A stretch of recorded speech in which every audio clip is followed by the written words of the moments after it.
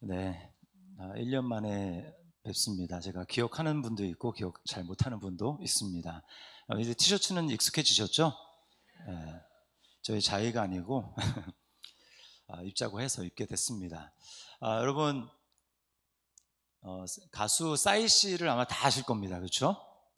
그 강남 스타일이라는 그 노래가 전 세계적으로 히트를 해서 뭐 유튜브 조회 수가 뭐 수십억 뷰가 됐다 뭐 그런 얘기를 들었는데, 제가 이제 가수 싸이 씨를 이제 뭐 그냥 뭐 그런가 보다 알고 있었는데, 가수로 데뷔하기까지의 과정이 참 녹록지 않았더라고요. 알고 보니까 굉장히 부유한 집에서 유학을 가게 됐는데, 원래 이제 무슨 정치외교관가 뭐 그런 걸로 유학을 갔다고 합니다. 근데 이제 거기 적성이 맞지 않아서 본인은 음악을 하고 싶어서 중간에 전과를 하게 됐고, 그리고 이제 버클리 음대까지 가게 됐습니다. 그리고는 이제 굉장히 이제 수십 곡을 작곡을 하게 됐는데, 문제는 이제 중간에 아버지가 그 사실을 알고 재정을 지원하던 걸 중단을 해버렸어요.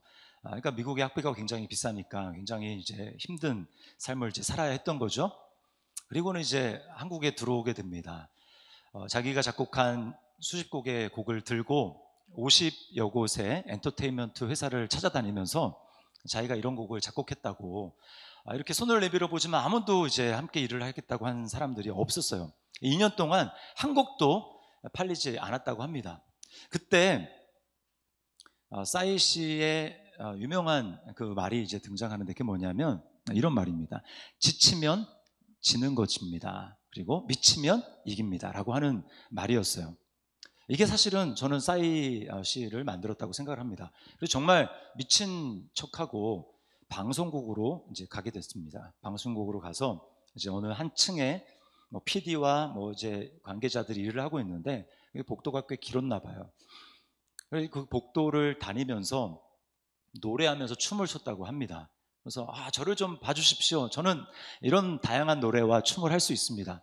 라고 했다고 합니다. 여러분이 만약에 거기서 사무를 하는 그 관계자였다고 한번 생각을 해보십시오. 별 미친 놈이 다 있다고 생각을 했을 거예요. 그렇게 하는데 그 중에 딱 한 사람이 이 싸이 씨의 노래를 듣고 영감을 받아서 함께 이제 일을 해보자라고 이제 그렇게 해서 가수로 데뷔를 하게 됐다고 합니다. 이 말을 잘 기억하시면 좋겠어요. 지치면 지는 겁니다. 미치면 이기는 겁니다. 이 비슷한 말이요, 2년 전쯤에 유행했던 말인데, 중꺾 마라는 말이 있습니다. 여러분 혹시 들어보셨나요? 중요한 것은 꺾이지 않는 마음이다. 오늘 본문에서 우리는 꺾이지 않는 마음을 가진 두 사람을 보게 됩니다. 그거는 1차 선교 여행을 하고 있는 바울과 바나바예요. 지금 성경을 보면서도 여러분이 이제 느끼셨는지 모르겠지만 계속해서 반복되는 패턴이 나옵니다. 그건 뭐냐면 복음을 전하는데 방해가 계속 있어요. 유대인들이 가는 곳마다 바울과 바나바를 반대하고 모욕하고, 그리고 거기 있는 사람들을 선동해가지고 복음을 전하지 못하게 하는 겁니다. 이게 한두 번이 아니에요. 가는 곳마다 있었습니다. 뭐 한두 번쯤은 참아낼 수 있을 것 같은데 가는 곳마다 그런 일이 있으니까 여러분 힘들지 않겠습니까? 그런데 바울과 바나바는요, 꺾이지 않습니다. 꺾이지 않고 오히려 오늘 말씀에 보면 그런 반복되는 반대하고 힘든 패턴이 있었음에도 불구하고 이들은 담대히 하나님 말씀을 전했다라고 이야기를 하고요. 또 쫓겨나면 오히려 그 마음에 기뻐하면서 성령이 충만했다라고 이야기를 하는 것입니다. 여러분, 하나님은 성도인 저와 여러분을 통해서 하나님은 새 일을 행하시고 하나님의 살아계신 기적을 보이기를 원하십니다. 여러분 믿습니까? 네. 그런데 중요한 건 뭐냐면 우리 삶 가운데 항상 좋은 일만 있는 거 아니라는 거죠. 어려운 일이 있고요, 고난이 있고 내 마음을 꺾으려고 하는 그런 일들이 참 많이 있습니다. 여러분이 이제 더이음 사랑의 교회 얼마나 좋은 교회입니까? 개척교회. 근데 섬기다 보면 어려운 일들이 있어요. 마음을 상하게 하고 나도 이제 그만둘까? 라고 이제 그렇게 할 만한, 마음이 꺾일 만한 일들이 많이 있단 말이죠. 그런데 그런 중에 마음이 꺾이지 않을 때 비로소 하나님은 여러분을 통해서 하나님의 새 일을 행하시고 하나님의 살아계신 기적을 보일 수 있다는 것입니다. 그래서 오늘 바울과 바나바는요, 마음이 꺾이지 않았고 하나님이 오히려 그들의 전도를 통해서 예수님을 믿은 새신자들, 이제 갓 예수님을 알게 된 그런 사람들이 시험에 들까봐 그곳에 오래 있으면서 오히려 그들의 마음을 격려하고 위로했던 그런 모습을 보여줍니다. 어떻게 이들은 우리랑 다른 사람이 아니잖아요. 똑같은 성정을 가지고 있는 사람임에도 불구하고 바울과 바나바는 지속적인 하나님의 기적과 은혜의 통로로 쓰임을 받았고 어떻게 그 마음이 꺾이지 않을 수 있을까? 우리가 오늘 바울과 바나바 두 사람을 통해서 그 비결을 좀 발견하기를 원합니다. 우리 옆에 분을 바라보시면서 이렇게 한번 인사하도록 하겠습니다. 우리 꺾이지 않는 마음을 가집시다. 이렇게 한번 인사하겠습니다. 꺾이지 않는 마음을 가집시다. 네. 중요한 거 우리 마음만 안 꺾이면 되는 거예요. 자, 첫 번째 우리가 바울과 바나바를 통해서 알게 되는 첫 번째 교훈은 뭐냐? 약속의 말씀을 따르는 삶입니다. 약속의 말씀을 따르는 삶. 이들이 얼마나 그 유대인들의 박해가 지긋지긋했겠습니까? 가는 곳마다 쫓아오잖아요. 그러니까 얼마나 힘들겠습니까? 그러니까 저 같으면 참 마음이 많이 상하면서 감정에 따라서 진짜 지긋지긋하다, 너무너무 싫다라고 하면서 그들이 싫기 때문에 그 감정 때문에 어떤 길을 선택했을 것 같아요. 그런데 오늘 바울과 바나바는 다른 지역으로 갈 때요, 쫓겨가면서 그들이 유대인들이 너무너무나 지긋하고 싫어서 그 감정에 이끌려서 선택하며 간 것이 아니었다라는 것입니다. 이 바울과 바나바들을 이끌었던 것은 감정이 아니라 하나님의 말씀이었어요. 그래서 오늘 47절, 13장 47절에 이렇게 얘기를 합니다. 주께서 이같이 우리에게 명하시되 내가 너를 이방의 빛으로 삼아 너로 땅끝까지 구원하게 하리라 하셨느니라 하니. 바울 사도를 예수님이 만나시고 그를 사도로 부르실 때 개인적으로 주신 소명은 뭐냐면 내가 너를 이방인의 사도로 세울 거야 라고 하는 주님의 음성이었습니다. 뿐만 아니고 지금 이 말씀은 이사야서에 있는 그 말씀을 인용해서 지금 이야기를 하고 있는 거예요. 그러니까 감정에 의해서 너무 싫어서 그렇게 간 것이 아니라 그들의 마음에는 지금 하나님의 분명한 약속의 말씀이 있어서 그 말씀을 따라 지금 가고 있는 것입니다. 발에 먼지를 떨어버렸다고 했잖아요. 그것도 예수님이 공간복음에서 그들에게 하신 말씀대로 하는 거예요. 너희가 가서 전하는 곳에 너희를 영접하지 않는 사람들이 있거든. 그 집에서 시내에 발을 먼지를 떨어버려라. 그날의 심판의 날에 그들이 심판을 견디지 못할 거다. 주님이 그렇게 말씀을 하신 겁니다. 그러니까 이들은 철저히 지금 하나님의 약속의 말씀에 따라서 움직이고 있다라는 거예요. 여러분, 우리의 마음은요 딱 두 가지밖에 없습니다. 중간지대가 없고요, 하나님의 약속의 말씀이 내 안에 있으면 그 약속의 말씀을 따라갈 수 있지만 약속의 말씀이 없으면 교회를 다니더라도 그 중요한 순간에 하나님의 말씀이 아니라 내 생각과 또 상황에 따른 나의 감정 그리고 나의 과거의 경험, 그것을 따라서 행동할 수밖에 없다라는 거예요. 그렇게 되면 우리는 낙심하게 됩니다. 마음이 지치게 되고요, 꺾이게 됩니다. 상황에 대한 그 상황에 대한 나의 해석, 나의 판단, 그것을 가지고 가다 보면 마음이 지치고 낙심을 하게 되는 거예요. 세상에 우리를 힘들게 하는 그런 환경들은 다 금방 지나가는 것들입니다. 좋은 일이 있었다가 또 기쁜 일이 있었다가 슬픈 일이 있었다가 계속 반복되죠. 그러나 변하지 않는 것은 뭐냐? 영원토록 변하지 않는 것은 하나님의 말씀, 그 하나님의 영원한 말씀밖에 없는 것을 여러분 믿으시기를 바랍니다. 그러니까 말씀의 뿌리를 내려야 되는 거예요. 그래서 시편 119편 9절과 11절에 다윗은 이렇게 고백합니다. 우리 같이 한번 읽어보겠습니다. 시작. 청년이 무엇으로 그 행실을 깨끗하게 하리이까? 주의 말씀만 지킬 따름이니이다. 내가 주께 범죄하지 아니하려 하여 주의 말씀을 내 마음에 두었나이다. 자, 저 끝에가 중요해요. 주의 말씀을 내 마음에 두었나이다. 말씀을 마음에 둔다라는 게 뭘까요? 말씀을 마음에 두는 것은 암송 아닐까요? 네, 그것도 맞아요. 그런데요, 말씀을 암송하더라도 그 암송이 그냥 암송하는 순간으로 그칠 수 있습니다. 하나님의 말씀을 내 마음에 두었다는 것은 어떤 의미냐면요, 말씀대로 생각하고 말씀대로 느끼고 말씀대로 말하는 것입니다. 다시요, 말씀대로 생각하고 말씀대로 느끼고 말씀대로 말하는 거예요. 이게 하나님의 말씀이 내 마음에 있는 것입니다. 여러분, 우리가 왜 성경을 매일 읽어야 될까요? 왜 큐티를 매일 해야 될까요? 그 이유는요, 그냥 오늘 말씀에 그냥 말씀 이렇게 하니까 말씀대로 살아야지, 그런 것도 있지만 더 중요한 것은 그런 큐티를 하고 성경을 읽으면서 하나님이 어떤 분이라는 것을 선명한 하나의 문장으로 딱 정립해서 내 마음 가운데 가지고 있으면서 그것으로 계속해서 생각을 하는 거예요. 하나님 이런 분이시죠. 상황이 닥쳐도 하나님 이런 분이신지, 그리고 그런 하나님에 대해서 상황에 따라서 느낌을 가져가는 것이 아니라 하나님이 이런 분이다라고 하는 그 진리의 말씀으로 내 마음의 감정이 진리의 말씀대로 일어나야 된다는 겁니다. 그리고 더 중요한 건 뭐냐면 그것을 마음속으로만 생각하는 것이 아니라 입으로 선포해야 되는 거예요. 하나님은 지금 내 상황은 이렇지만 하나님은 이런 분이십니다 라고 입을 열어서 선포하는 것입니다. 왜 우리가 말씀을 들 때도 은혜를 받지만 찬양을 할 때 특별히 내 상황과 맞는 찬양을 하면서 우리가 은혜를 받고 위로를 받냐면 입으로 말하기 때문이에요. 그 상황에 눌리지 않고 지금 내 상황에서 나에게 이렇게 말씀하시는 그 찬양의 가사를 내가 입으로 말하면서 선포하기 때문입니다.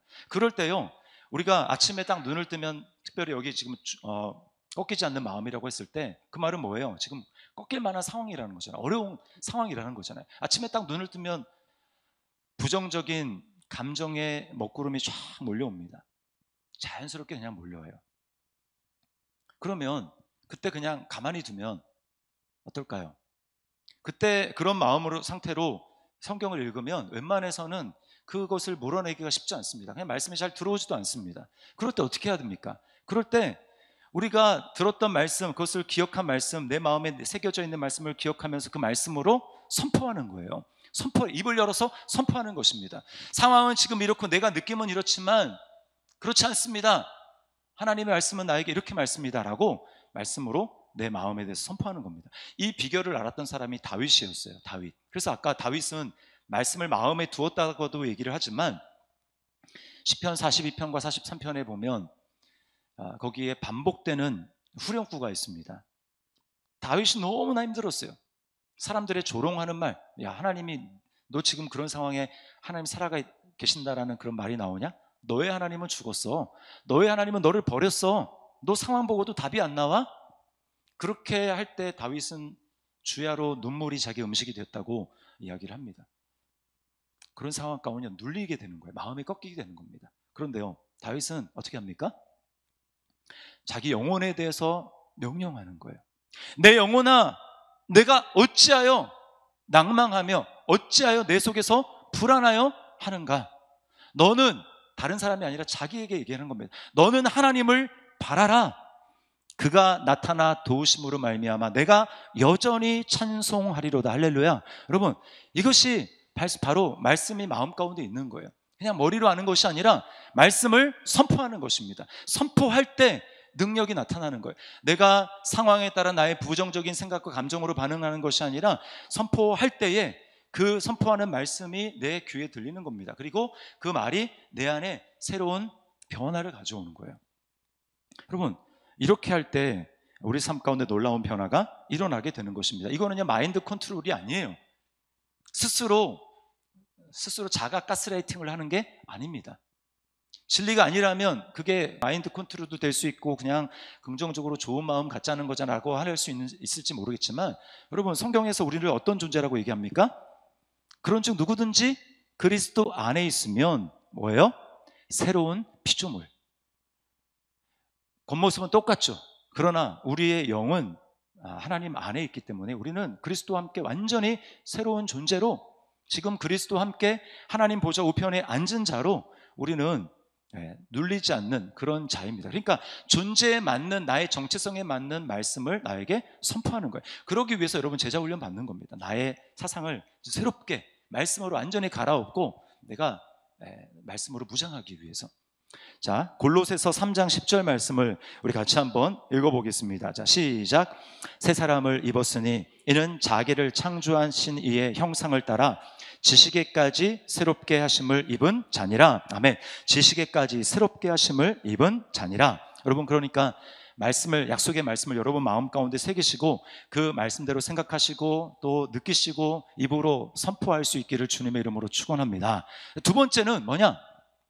두 번째는 하나님의 주권에 대한 전적인 신뢰입니다. 하나님의 주권에 대한 전적인 신뢰. 자, 13장 48절을 보시면 이렇게 되어 있어요.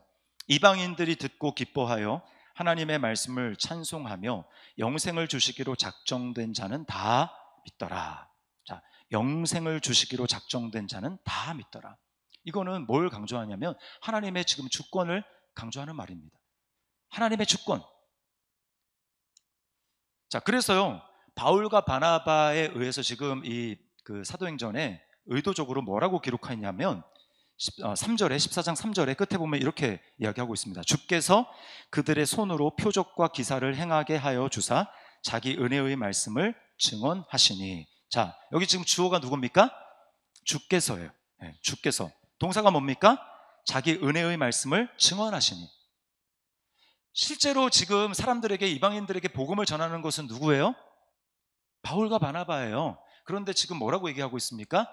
바울과 바나바는 지금 통로로 쓰임받을 것뿐이고 실제로 자기 은혜의 말씀을 증언하시는 분은 누구냐면 바로 주님이라는 거예요. 하나님이 하신다라는 것입니다. 그러니까 여러분, 이 하나님의 주권, 절대적인 주권을 신뢰하게 될 때 실제로는 내가 하는 것 같지만 하나님이 하시는 거기 때문에 우리가 낙심하지 않을 수 있는 비결이 여기 있는 거예요. 그러나 우리는 어떻습니까? 실제로는 입으로는 주님이 하시죠, 하나님이 하시죠 라고 하면서 실제로는 자기가 한다고 생각하는 경우가 너무나 많습니다. 그래서 낙심하는 거예요. 하나님의 절대 주권을 신뢰하는 게 아니라 입으로 달리 내 마음속으로 내가 한다고 생각해서 내가 원하는 대로 상황을 만들어가고 이렇게 조작해가지고 내가 원하는 결과를 만들어내려고 합니다. 그런데 그대로 상황이 잘 돌아가지 않으면 그러면 제 마음이 힘들어지고 그렇게 되는 거예요. 여러분, 말씀을 읽고요, 암송을 하면서도 우리는 여전히 하나님이 주권을 갖고 하나님의 주도권에 맡기지 않은 채로 여전히 내가 주권을 가진 채로 여전히 살아갈 수 있습니다. 이게 매우 미묘하기 때문에 우리는 속을 수 있어요. 자기에게 속을 수 있습니다. 자, 예수님을 한번 예를 들어보겠습니다. 예수님이 40일 금식을 하셨죠. 배가 많이 고프셨어요. 그때 시험하는 자 마귀가 예수님에게 와서 3가지 시험을 합니다. 근데 그 중에 한 가지 시험이 뭐냐면 예수님을 성전 높은 꼭대기로 데려가서 거기서 뛰어내리라는 거예요.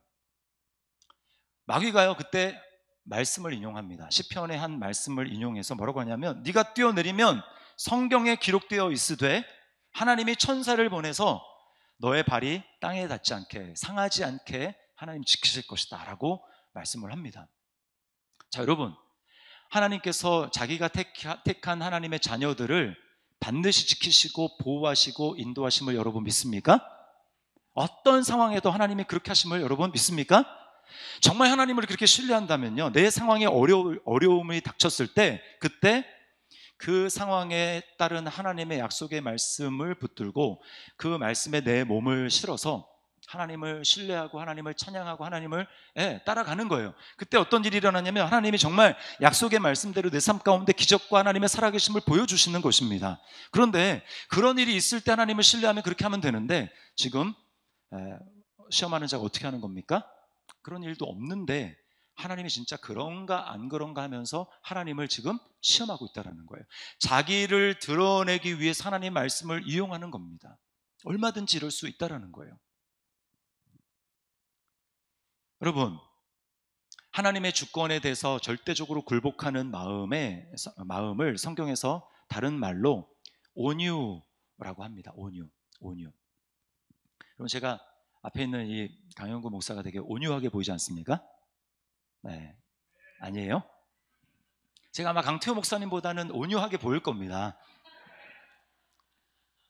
그러니까 보통 우리가 온유하다라고 할 때 어떤 의미로 사람들한테 보통 쓰냐면 저 사람은 굉장히 좀 이렇게 부드럽고 온화하고 그런 사람, 좀 깐깐하지 않고 막 좀 그런 사람을 이제 우리는 보통 온유하다라고 쓰는데 저는 그래서 제가 되게 온유한 사람인 줄 알았어요. 근데요, 성경에서 말하는 그 온유의 정의를 알고 나는 온유하지 않구나라고 하는 것을 알았습니다. 여러분, 온유는 뭐냐면 철저히 하나님 앞에서의 태도예요. 하나님 앞에서.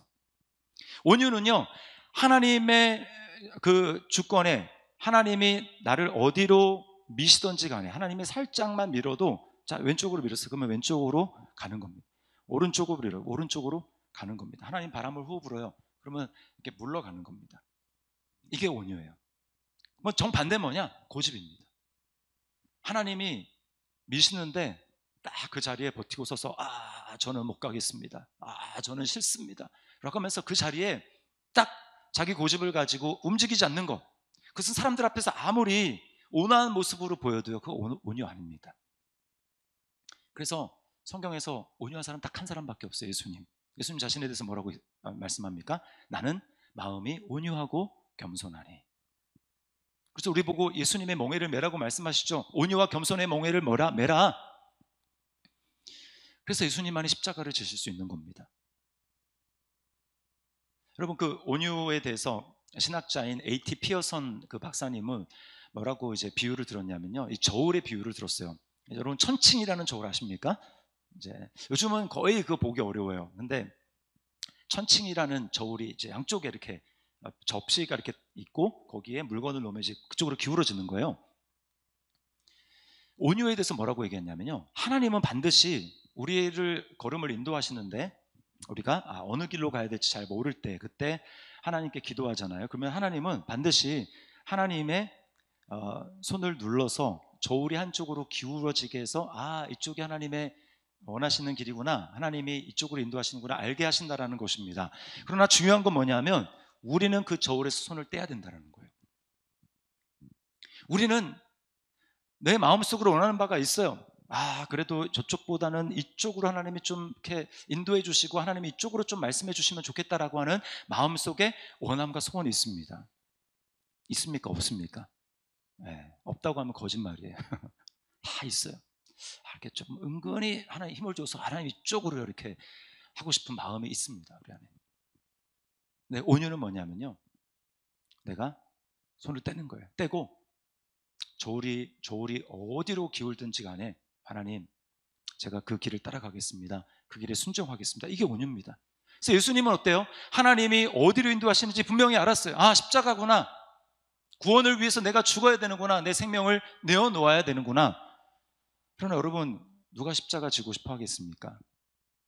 지옥을 경험해야 되는 건데, 하나님으로부터 버림받아야 되는 건데, 육체적인 고통을 경험해야 되는 거, 수치를 당해야 되는 건데 누가 십자가를 지고 싶어 하겠어요? 그러나 예수님은 결국 하나님 앞에 기도하면서 그 십자가의 길을 선택하십니다. 그리고 그 길을 가십니다. 내가 이 길을 가겠습니다. 그래서 우리를 향한 하나님의 뜻을 이루신 거예요. 여러분, 우리가 말씀이 내 속에 있다고 하지만 정말 온유한 마음으로 하나님의 절대적인 주권 앞에 내가 복종하고 무릎 꿇는 그런 마음이 없다면 말씀을 가지고 우리가 스스로 속을 수 있다는 얘기입니다. 그래서 우리가 정말 내 삶 가운데 역사하시는 하나님의 능력을 경험하기 위해서 중요한 건 뭐냐면 우리가 하나님의 주권에 복종해야 되는 거예요. 그러나 우리는 온유하지 않습니다. 예수님과 우리의 차이가 이거죠. 그래서 우리는 자꾸 손을 대고 싶어하고 저쪽으로, 내가 원하는 쪽으로 하나님이 그렇게 지지해 주시기를 원하고 하나님도 나에게 그렇게 말씀해 주시기를 원하고 아니면 좀 거부하기를 원하는 그런 마음이 우리에게 있다는 얘기죠. 내 생각대로 상황이 돌아가지 않으면 불안해합니다. 여러분, 어떻게 우리는 내가 스스로 주도권을 잡고 통제를 하려는 이 불안한 마음을 내려놓고 내 마음에 있는 그 약속의 말씀에 하나님의 절대적인 주권에 순종하며 복종하며 나아갈 수 있을까요? 마지막 가장 중요한 건데 이것을 기억하는 겁니다. 나를 절대로 떠나지 아니하시는 사랑의 하나님을 날마다 기억하는 것입니다. 제가 대학교 다닐 때 투투라는 2인조 그룹이 있었습니다. 여기 아마 아시는 분 있을지 모르겠어요. 1과 2분의 1, 뭐 둘이 되어버린 것 같은 뭐 이제 이런 노래 있습니다. 근데 이 황혜영 씨, 이제 여자분이 황혜영 씨인데 그 황혜영 씨가 오은영 이제 상담 프로에 나와서 상담을 받는 걸 제가 봤어요. 지금은 이제 50대 주부가 됐고, 주부는 아니고 이제 주부지만 그 CEO더라고요. 연매출 100억을 올리는 CEO가 됐고 12살 쌍둥이 아들의 엄마가 됐습니다. 근데 이제 왜 나왔냐면 너무 자녀들을 통제하는 거예요. 너무 통제합니다. 자녀들이 자기 수중에 뭔가 이렇게 보이지 않으면, 놀아나지 않으면 불안한 거예요. 그래서 이제 학교에 통학버스를 타고 학교를 이제 가면 이제 요즘에는 알림 어플이 뜨지 않습니까? 자녀가 등교했습니다. 그러면 이제 뜹니다. 그러면 이제 안심하는 거예요. 또 언제 불안하냐면 이제 끝나고 자녀가 이제 하교했습니다라고 하면 마음이 막 불안한 겁니다. 언제까지? 네, 통학버스를 타고 내려서 자기 품에 안길 때까지 불안한 거예요. 너무 심합니다. 그래서 12살이면 초등학교 5학년이잖아요. 그러면 그 정도 되면 둘이 이제 얼마든지 놀이터에서 놀거나 그렇게 할 수 있잖아요. 저는 뭐 충분히 그럴 수 있다고 보거든요. 근데 둘이 놀이터 보내는 것도 허용하지 않을 만큼 불안해할 만큼 그렇게 불안이 심한 겁니다. 학기 초에 이제 설문조사를 하는 거예요. 가을에 한 10월에 있을 1박 2일 캠핑을 조사를 하는데 그러면 3월부터 10월에 있을 것을 염려하면서 계속해서 불안해합니다. 도대체 왜 그렇게 불안해하는지, 그래서 왜 그렇게 자녀들을 통제하려고 하는지 그 원인을 살펴봤더니 그 원인이 어디 있었냐면 그 황혜영 씨의 부모님이 어렸을 때 그렇게 자주 싸우셨대요. 자주 싸우면 항상 엄마는 가방을 싸가지고 집을 나갔다는 겁니다. 그러니까 어렸을 때 이제 그게 너무 무서웠던 거예요. 엄마 없이 있는 그것이 너무나 싫었고 무서웠다고 얘기를 합니다. 그러니까 부모님이 항상 싸우면 아버지가 이제 퇴근하고 오면 이제 싸우는 일들이 많은데 싸우면 이 황혜영 씨는 항상 하는 일이 어린 나이에 자기 방에서 언제 싸움이 끝나나 이렇게 귀를 기울이다가 싸움이 끝나면 왜 기다립니까? 싸움이 끝나면 엄마를 붙들려고, 엄마가 도망갈까 엄마를 붙들려고, 이게 거의 일이었다는 거예요. 그러다가 막 졸리는데 어느 날은 깜빡 잠이 들면 아침에 일어나면 여지없이 엄마가 집에 없는 겁니다. 어느 날은 그날도 여지없이 부모님이 싸우고 그 엄마가 집을 나가는 거예요. 그때는 이제 황혜영 씨가 깨어있었을 때 이게 뒷모습을 보이면 나가는 그 엄마 옷을 붙들었습니다. 근데 엄마가 차갑게 자기를 뿌리치고 그냥 그 길로 나가는 거예요. 너무나 다급한 마음에 신발도 신지 못하고 맨발로 엄마를 쫓아갑니다. 엄마를 쫓아가는데 엄마는 자기를 돌아보지도 않고 가방을 든 채로 택시를 잡아 타고 택시가 저기 멀어져 가는 그 모습을 뒤에서 보는데 자기는 계속 엄마를 부르면서 눈물을 흘리는데 엄마는 한 번도 자기를 돌아보지 않는 거예요. 그래서 문제는 뭐냐면 지금도 그 꿈을 꾼다라는 겁니다. 지금도 그런 악몽을 꾼다는 거예요. 그러면서 불안하기 때문에 자녀를 통제하고 나는 그러지 말아야지 하면서 내가 자녀들을 오히려 반대로 막 통제하는 그런 자신의 모습을 발견하게 되는 것입니다. 제가 왜 이 이야기를 여러분에게 말씀을 드리냐면요, 여러분 영적으로도 똑같습니다. 영적으로도요, 우리는 예수님을 믿어서 하나님이 나의 아버지가 되십니다, 성령님을 보내주시면 하나님을 우리가 다시는 무서워하는 종의 영을 받지 않고 양자의 영을 받았기 때문에 우리가 아빠 아버지라고 부르셨습니다 라고 하는 걸 압니다. 그래서 하나님을 아버지라고 부르죠. 그러나 여러분, 우리가 하나님 없이 산 세월이 도대체 얼마입니까? 그리고 하나님을 얼마나 우리가 인식하면서 그분이 함께 있다라는 것을 묵상하며 그렇게 살아가는데 우리가 훈련이 되어 있습니까? 훈련이 되어 있지 않아요. 그러다 보니까 어떻습니까?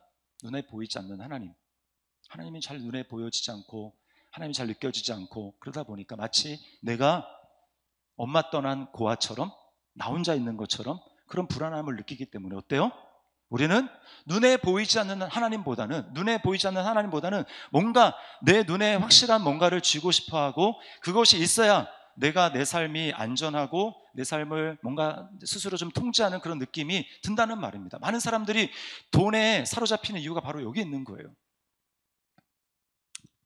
그런데 그 오은영 박사님이 황혜영 씨에게 엄마가 돼서 이런 이야기를 합니다. 이제 엄마 역할을 해주면서 엄마가 되어서 말을 해주는 거예요. 그 사랑의 결핍을 조금이라도 채워주기 위해서 이렇게 말을 합니다. 내 딸 혜영아, 엄마야, 너무 미숙한 엄마지. 그때 내가 널 데리고 갈 걸. 그렇게 맨발로 택시 뒤를 쫓아오는 너를 모질게 뿌리치고 간 내가 정말 어른답지 못했다. 나의 고통만 생각했지 네가 얼마나 힘들고 아플 거라는 건 생각을 못했어. 꼭 한번 따뜻하게 안아라도 줄걸. 사랑한다고 말이라도 해줄걸. 너무 미안하구나. 너한테 이런 결핍의 구멍을 남겨주게 돼서 정말 미안하구나. 이런 얘기를 해주는데 황혜영 씨가 그 얘기를 들으면서 그냥 눈물을 흘립니다. 제가 그걸 보면서 너무 안타깝죠. 저도 울었습니다. 왜냐하면 공감이 돼가지고. 저희 부모님도 엄청 싸우셨거든요, 어렸을 때. 교회를 개척한다면 더 싸우셨습니다. 제가 초등학교 때 2학년 때 교회를 개척했는데 부모님 뭐 계속 싸우시는 거예요. 걸핏하면 아버지가 이제 화가 나시면 목회 안 한다고 교회 간판하는 집사님이 계셨는데 그 집사에게 연락해가지고 교회 간판 떼라 그래 이런 얘기하시고 저도 이제 왜 내가 목사가 되었음에도 불구하고 왜 내가 예수님을 믿었음에도 불구하고 나는 어떤 상황이 닥치면 마음이 너무 이렇게 불안하고 막 그럴까? 저도 이제 원인을 알게 된 거죠. 그래서 공감하면서 저도 울었습니다. 그런데 제가 눈물을 흘리면서 제 마음속에 한편으로는 제 마음에 기쁨과 감사가 있었어요. 그건 뭐냐 하면 우리 하나님은 황영 씨 엄마랑 다르구나. 내가 아버지라고 부르는 그 하나님은 황혜영 씨 엄마랑 다르구나. 황혜영 씨 엄마는 딸이 그렇게 간절하게 잡고 그래도 딸을 뿌리치고 냉정하게 집을 떠나는 그런 사람이었지만 우리 하나님은 성경에 뭐라고 기록되어 있습니까? 나를 졸지도 않으시고 주무시지도 아니하시고 나의 출입을 영원부터 영원까지 시키시는 하나님이라고 말씀을 하시잖아요. 우리를 절대로 잊지 않는다고 말씀을 하시잖아요. 이사야 49장 15절에 하나님 이렇게 말씀합니다. 우리 같이 한번 읽어보겠습니다. 시작. 여인이 어찌 그 젖 먹는 자식을 잊겠으며 자기 태에서 난 아들을 긍휼히 여기지 않겠느냐. 그들은 혹시 잊을지라도 나는 너를 잊지 아니할 것이라. 그들은 혹시, 육신의 부모는 혹시 잊을지라도 나는 너의 하나님, 너의 아버지 나는 너를 절대로 잊지 않는다. 이것이 하나님의 말씀이잖아요. 여러분, 황영 씨의 어머니는 딸의 만류에도 불구하고 집을 떠났습니다. 그러나 우리 예수님은 어떻습니까? 우리 하나님은 우리가 하나님을 막 필요해가지고 그 황영 씨처럼 엄마를 막 찾고 막 그러지도 않았어요. 하나님 나는 당신 없으면 살지 못합니다. 우리 뭐 그냥 하나님을 그렇게 찾지도 않았습니다. 부르짖지도 않았습니다. 그럼에도 불구하고 내가 하나님을 알지도 못하는 그때에 하나님께서는 자기 아들을 이 땅에 보내주셨습니다. 그리고는 십자가를 지게 하시고 그 예수 그리스도로 말미암아 우리를 하나님 품에 고아가 아니라 이제는 아버지를 찾아서 그 아버지의 품에 안겨주신 그 놀라운 사랑을 베풀어 주신 분이 바로 저와 여러분의 하나님이신 것을 여러분 믿으시기를 바랍니다. 여러분 우리가 이런 사랑을 받았어요. 아까 제가 싸이 씨가 했던 말 기억하시죠? 지치면 지는 겁니다. 우리 하나님은 저와 여러분을 사랑하시고 끝까지 구원하시는데 한 번도 지친 적이 없는 분입니다. 너는 정말 어떻게 인간이 그럴 수가 있냐, 내가 진짜 지친다 지쳐, 이렇게 말씀하시는 분이 아닙니다. 끝까지 우리를 사랑하시고 지치지 아니하시고, 그리고 또 뭐예요? 미치면 이긴다 그랬죠? 우리 주님은 저와 여러분을 사랑하시는데 미치셨습니다. 알지도 못하는데 우리가 하나님께 잘한 것도 없는데 하나님이 자기 독생자의 생명을 우리 위해서 내어주시고 그 독생자는 우리를 위해서 기꺼이 자신의 생명을 내어주셨잖아요. 우리가 이런 사랑을 받은 사람입니다. 그러므로 여러분, 세상에서의 가족은 맺어졌다가 또 헤어질 수도 있고 길어야 유효기간이 100년 아닙니까? 그러나 우리가 그리스도 안에서 하나님과의 그 아버지됨, 그 영원한 가족됨은 영원히 끊어지지 않는 것입니다. 지금은 우리가 육신으로 예수님을 떠나 있죠. 우리가 육신으로 보지 못합니다. 그러나 예수님께서는 성령님을 우리 마음 가운데 보내주셔서 너가 혼자가 아니라는 것을 알게 해주시고 우리가 하나님의 얼마나 사랑을 받은 존재인 것을 지금도 알려주십니다. 그리고 주님 이제 곧 오시는데, 제가 요즘에 성도들 만나면 하는 얘기가 있습니다. 그 예수님이 곧 오실 것 같은데 제가 아마 70대 그때쯤에 오실 것 같다고, 제가 돌아가는 상황상, 복음이 전파되고 있는 상황상 봤을 때 아마 그때쯤 오실 것 같다고. 그래서 아마 저는 예수님이 살아계실 때 예수님의 재림을 볼 것 같다고 그렇게 얘기를 하는데, 그때 되면 여러분, 주님이 다시 오시면 우리가 그 주님을, 사랑하는 주님을 얼굴과 얼굴을 맞대어 볼 것이고, 주님과 함께 또 그 주님을 믿었던 하늘 가족들 여러분들과 함께 영원토록 하나님을 아버지로 모시고 영원히 살게 될 줄 믿습니다. 이것이 우리의 운명이라는 거예요. 그래서 데살로니가 전서 4장 16절 17절 말씀을 우리 같이 한번 읽어보겠습니다. 같이 한번 읽습니다. 시작. 주께서 호령과 천사장의 소리와 하나님의 나팔 소리로 친히 하늘로부터 강림하시리니 그리스도 안에서 죽은 자들이 먼저 일어나고 그 후에 우리 살아남은 자들도 그들과 함께 구름 속으로 끌어올려 공중에서 주를 영접하게 하시리니 그리하여 우리가 항상 주와 함께 있으리라. 아멘. 그리하여 우리가 항상 주와 함께 있으리라. 우리를 영원히 떠나지 아니하시는 그 하나님의 사랑, 그 하나님의 사랑을 기억할 때 여러분 우리 불안한 상황 가운데서 아니야, 하나님 날 떠나지 않고 계시지, 예수님의 영이신 성령님이 나와 함께 하시지, 내가 그래서 지금 하나님의 사랑을 알고 하나님을 예배할 수 있는 것 아니겠어? 라고 하면서 그 하나님의 사랑을 기억하게 될 때 여러분 우리는 무엇이든지 두려워하지 않고 승리하게 될 줄 믿습니다. 여러분 지금 여러분의 마음은 어떻습니까? 여러분 마음은 지금 지쳐서 눌려있고 낙심되고 그리고 지금 꺾이기 직전에 있는 그런 마음은 혹시 아닙니까? 여러분 우리의 마음보다 더 크신 그 하나님의 사랑의 그 무한하신 그 하나님의 사랑을 우리가 받았고 그 하나님이 우리 안에 거하신다면 여러분 그 사랑을 기억하면서 여러분 다시 한번 그 자리에서 일어설 수 있기를 주님의 이름으로 축원합니다. 그리고 그 사랑을 바탕으로 해서 여러분의 말씀, 하나님의 말씀을 여러분 마음 가운데 새기시고 날마다 그 말씀을 입으로 선포할 수 있기를 주님의 이름으로 축원합니다. 그리고 내 좁은 머리로 하나님 말씀을 판단하지 말고 여전히 말씀을 내가 믿는다고 하면서 내가 주도권을 가지며 살아가지 말고 나를 위해서 모든 것들을 내어주신 그 주님의 사랑을 기억하고 아니야, 내가 스스로 주도권을 잡는 것보다 주님 앞에 나를 맡겨드리며 그 하나님의 말씀에 내가 따라가는 것, 이것이 나에게 훨씬 좋은 일이야 라고 하는 것을 여러분 믿음으로 고백하시며 꺾이지 않는 마음으로 여러분 가운데 새 일을 행하시는 하나님의 기적과 능력을 경험할 수 있기를 주님의 이름으로 축원합니다. 우리 말씀을 기억하면서